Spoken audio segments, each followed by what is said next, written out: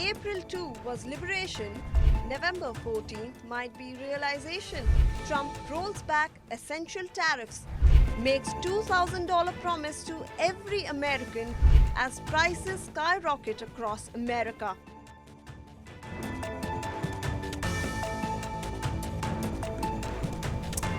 Hello and welcome to another episode of Xplained with me, Vineet Malhotra. Well, Liberation Day, that's what Donald Trump named April 2nd when he announced reciprocal tariffs on all countries. A minimum 10% tariff was announced on almost all US imports. Here's how he defended them. I'll always have flexibility, but there will be very little flexibility once we start. April 2nd is going to be a very big day for the United States of America. The United States of America is going to take back a lot of what was stolen from it by other countries and by, frankly, incompetent U.S. leadership. Grossly incompetent.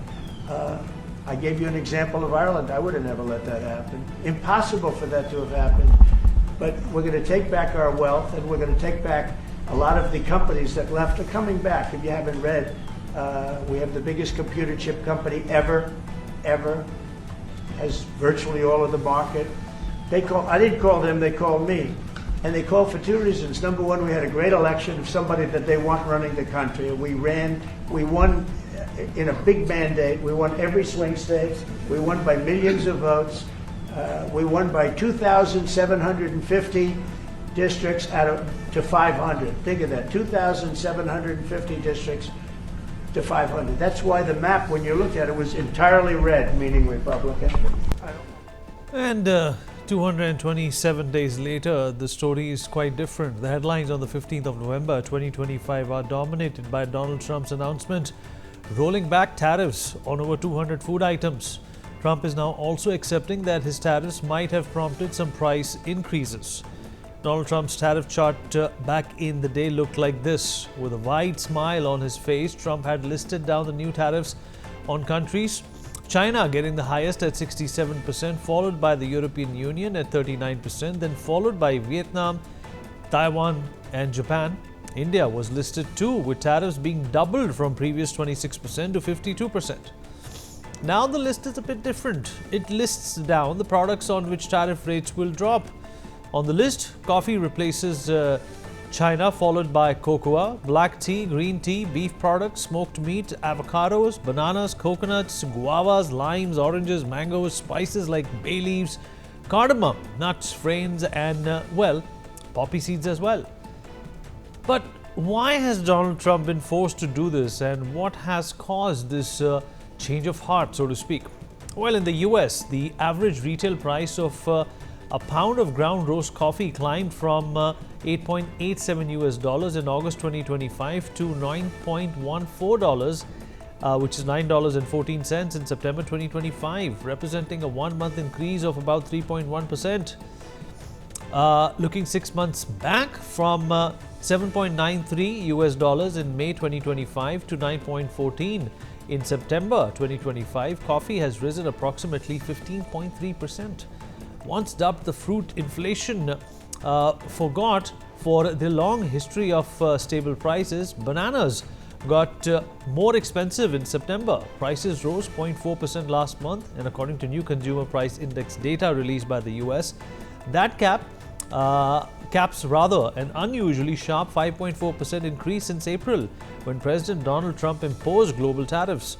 With virtually no production in the United States, the market in the United States is badly exposed to them.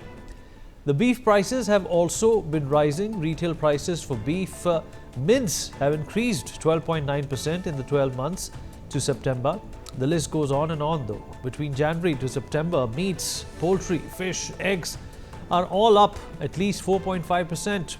Non-alcoholic beverages have shot up 2.8%. Cereals and bakery goods are up 1.4%. Fruits and vegetables as a whole are up 1.3%.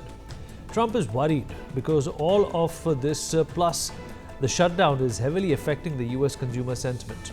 As per the sentiment index by the University of Michigan, US consumer sentiment tumbled to near the lowest on record as the government shutdown weighed on the economic outlook and high prices soared views about personal finances. The preliminary November sentiment index dropped to 3.3 points to 50.3, just above a June 2022 reading of 50 that was the weakest in the University of Michigan data back in 1978. The gauge was lower than all but one estimate in a Bloomberg survey of economists. But has this made Donald Trump believe in inflation? Let's listen in. They say they may in some cases, but to a large extent they've been borne by the country. As an example, we have virtually no inflation, and yet we've taken in hundreds of millions of dollars. So we've taken in hundreds of millions of dollars. We've used tariffs to stop wars. When I pay people $2,000 each for low and moderate income and middle income people, everybody but the rich will get this. That's not made up, that's real money. That comes from other countries, yeah. It's a lot of money, but we've taken in a lot of money from tariffs. The tariffs allow us to give a dividend if we want to do that. Now we're going to do a dividend, and we're also going to be reducing debt. We have, because of Biden and others, we have $37 trillion in debt. So we're going to be doing a dividend, which people will enjoy and spend and do what they want. But we're also going to be reducing debt very substantially. Well, and this was followed by a Trump-style $2,000 tariff dividend promise. His Truth Social post read, "We are taking in trillions of dollars and will soon begin paying down our enormous debt." 37 trillion. Record investment in the USA, plants and factories going up all over the place. A dividend of at least $2,000 a person, not including high-income people, will be paid to everyone. But is this possible? Well, Trump did not inform how the payments would happen. The Treasury Secretary Scott Bessent too could not explain how they plan on doing this. Mr. Bessent said the dividend could come in lots of forms and ways. He said that it could just be the tax decreases that have been on Trump's agenda. So the justification was no tax, no tips, no tax on Social Security. Substantial reductions and deductions would lead to substantial dividends, is what he meant. While through the end of October, the federal government collected about $144 billion in tariffs above the 2024 level, when tariffs were much less widespread. Tax policy specialists say that tariff revenue collection could increase to more than $200 billion a year if Trump's tariffs remain in place. But if the tax foundation calculated that $2,000 tariff dividend for each person earning under $100,000 would cover 150 million adult recipients and cost nearly $300 billion or more if children qualify. Well, that's well above the amount of money the tariffs have raised so far. Meanwhile, a new payout would have to be approved by Congress, and lawmakers have already declined to act on that idea once when they passed the One Big Beautiful Act. Trump's tariff powers would also have to pass muster the Supreme Court, which is hearing a challenge to them. And with US inflation data on the rise, no one can really say how long the US economy can sustain Trump's tariffs. So is this the beginning of the end of Donald Trump's most confrontational campaign? And what did the US gain out of it if these promised dividends are not made? We can only wait and watch, as we have already done. If April 2 was liberation, November 14th might be realization. Trump rolls back essential tariffs, makes $2,000 promise to every American as prices skyrocket across America.